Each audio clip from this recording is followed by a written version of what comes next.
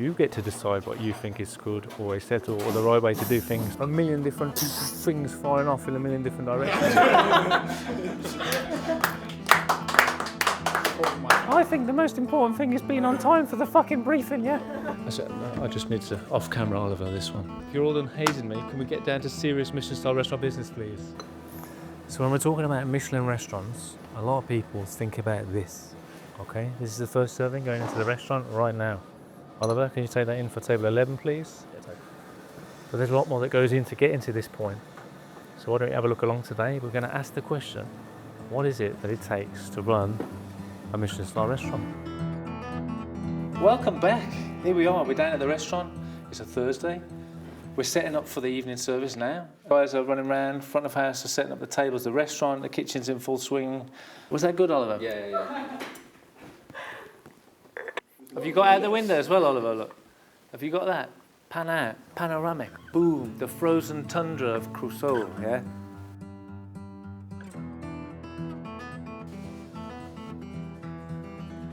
Oliver? We're ready. Come on in. My lord, look at the state of this. I don't think so.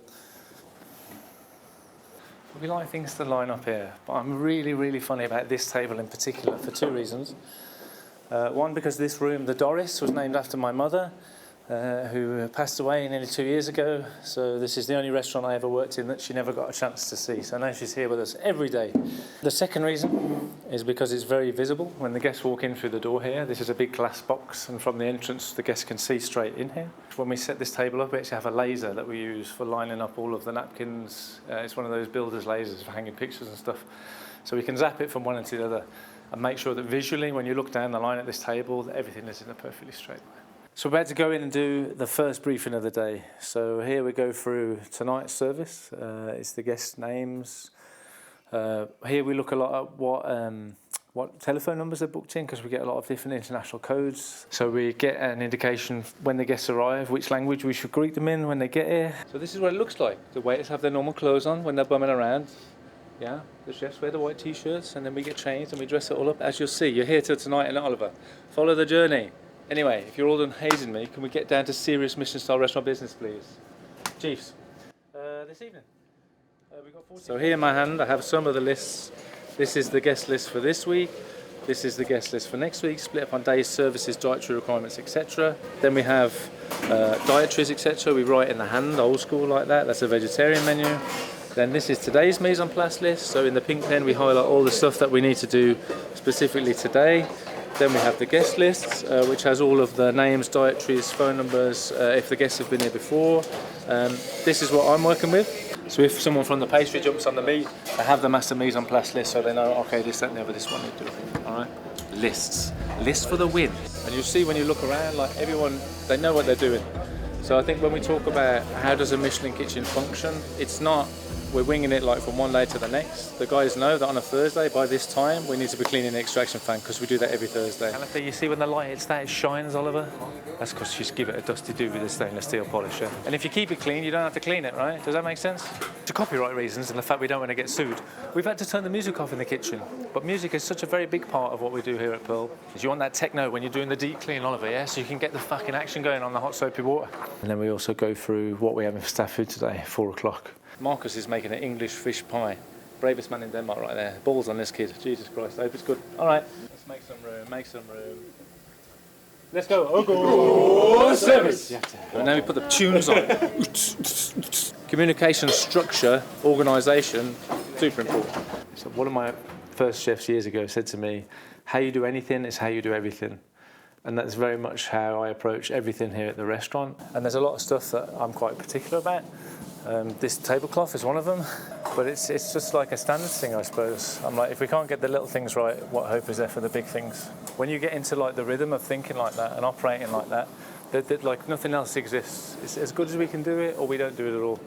And it doesn't matter for me. Like the standard is the same, whether I'm preparing a very expensive piece of meat or fish, or if I'm making the list, one of the many lists for what we do here. I want it to be as good as I can possibly make it. I mean, the dream is when we do a busy service that you shouldn't be able to see that we've done it on this cloth, because everything is still nice and clean. All the cloths are clean at the end of service. Does it happen? Sometimes. Still learning, still tweaking it as we go along, but we try. And everything works around the pass, which is now beautifully set up and ready to go for service. So when we come back, we'll turn the lights on, put service uniforms on, we'll run the hoover around, make sure everything's ship-shape and shiny, and then we're off to the races for service tonight. So everything has been planned in a big circle here. So this is the way out into the restaurant. Everything's served on these trays here, so they've got the hands full. So the guys walk past these sensors, so they can hands-free open the door on the way into the restaurant.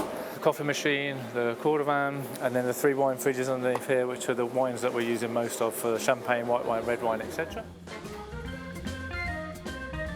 In the restaurant, it's separated in the front of house and the back of house. So the front of house is all the waiting staff, the guys that are working inside the restaurant. And the back of house is kitchen staff, kitchen porters, etc. In the old days, it was very much like waiters versus chefs. We definitely don't have that as much anymore. I think the only people that affects really is the guests.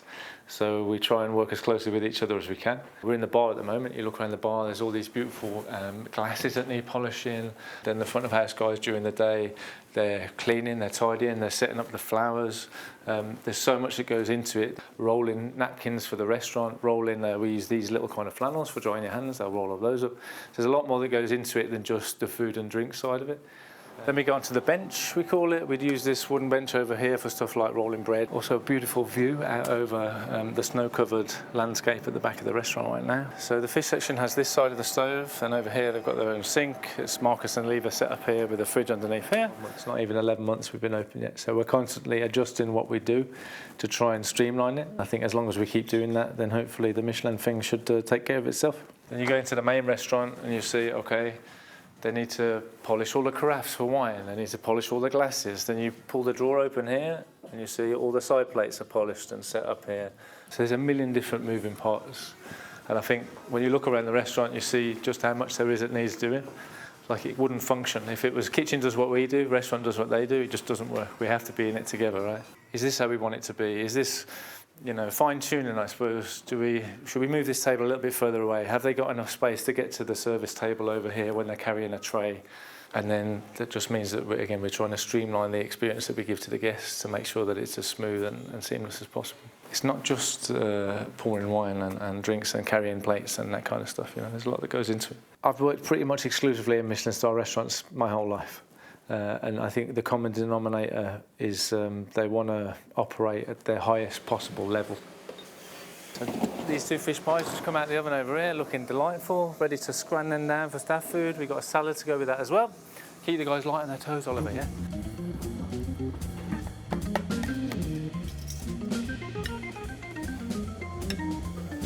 Welcome.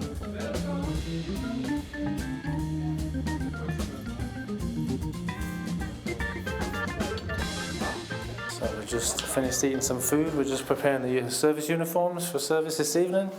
Then we'll go downstairs and start gearing up for service.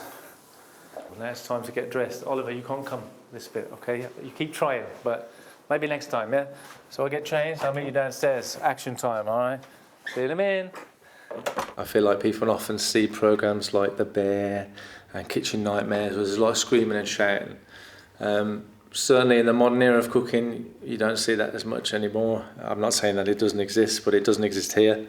It's all about being organised and talking to each other. A good plan, organisation. Yeah. I think that's the most important. So he's come out like a work experience from my old sous chef. He called me saying I have this guy. Turns out to be Peter, wonderful guy. He wants to come and try something different. Can he spend a couple of weeks doing the kitchen? Like he's part of the furniture now, yeah? Thank you. So sorry Frank, we're going to keep him, okay?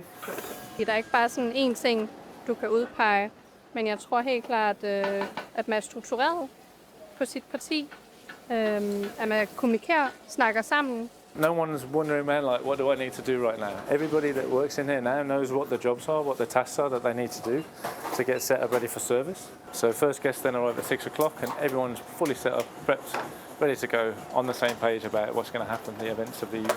All right? Many high-level restaurants, it all comes down to communication and organisation. Those are the 2 biggest things. When we stand here and we look down the line into the Doris, everything lines up. See the line in the middle of the table, the edge of the table, the lamps, and all the chairs. Oh yeah. He's been waiting all day for this, like a dog chomping at the bit. Yeah, but we're talking about you, so we can't. We already have No, not Oliver, the real Oliver. The real Oliver. The real important part is to be like focused, ready every day, all day, whole days, and even on the not most busy days, we still have to be sharp. Oh my God. So everything, mise en place, everything in its place, as they say in French. That means prep, basically. And then to a more extreme degree, when you have the mise en place for different dishes, etc., are all chopped and organised in this way. So this is for the soup dish, for example. Everything is in its own little container here, so we're fully ready to go. I've got the two pencils, always sharpened, always on this little tray here. But then when we get dietary requirements or stuff like that, there's a code for the pens. So the highlighter pens we have here, and as you do it longer and longer, you prepare for eventualities that other people don't think about because you're so used to dealing with them. So all of a sudden tonight we're going to have someone that comes that says, I'm a vegetarian, or I forgot to say when I booked I don't eat fish. We have already things in place that we can prepare things for them on relatively short notice because we've dealt with these situations before. So then we also have what we call the safari timer, okay? It's a toilet timer basically, but it's not nice to say out loud, someone check the toilet. So because we have all this tropical wallpaper in there, we call it going on safari. So this just means that it never goes longer than 15 minutes without someone going and checking the bathrooms, basically. We always make sure we have 10 towels on the pyramid, that the basket with the dirty hand towels is emptied, that the toilet paper's folded, that the candles are lit, that it smells nice, looks nice in there. We wipe the sink out, etc. So every guest feels like they're the first person that's been in there. Det viser, at man har en god køkkenchef. Det har vi. Vi har Paul. Have you ever took like a tomato and like put it down here and then just like and then like a million different things firing off in a million different directions? Og så er det næste, det er jo, at man har noget god struktur, noget god orden, renlighed, ja, gode råvarer. Det tror jeg er sådan, hvad jeg siger, de vigtigste ting. Godt sammenhold, man er der for hinanden, man hjælper hinanden. Oh, my name's Dennis. I think the most important thing is being on time for the fucking briefing, yeah? Yeah, so don't put the leave us at 5, like almost at 5, and then we know everyone's in. Then table 6, 8 guests arrive at 7 o'clock. Everything leads up towards service. So you see today when you came, there's pans everywhere, there's pots everywhere, boom, boom. You know, the guys are pushing on, they're doing the mise en place, they're making all the prep ready for service. But when we get to 6 o'clock, when the first guests arrive, everything has been done up until this point. Now it's go time. Is that what makes a Michelin restaurant function? I don't know, but it's what makes our restaurant function. Still, after all these years, when I look at the garnish tray for the soup, and everything's like boom, boom, boom, neat, lined up, boxed off. I look at the cloth, a pristine white tablecloth, yeah, unblemished. I'm excited to go and serve some guests some beautiful food tonight because everything is as it should be. Let's do it. Now it's go time, Oliver. Now less talking, less chit chat, more chop chop now, yeah? Let's go. Chop chop.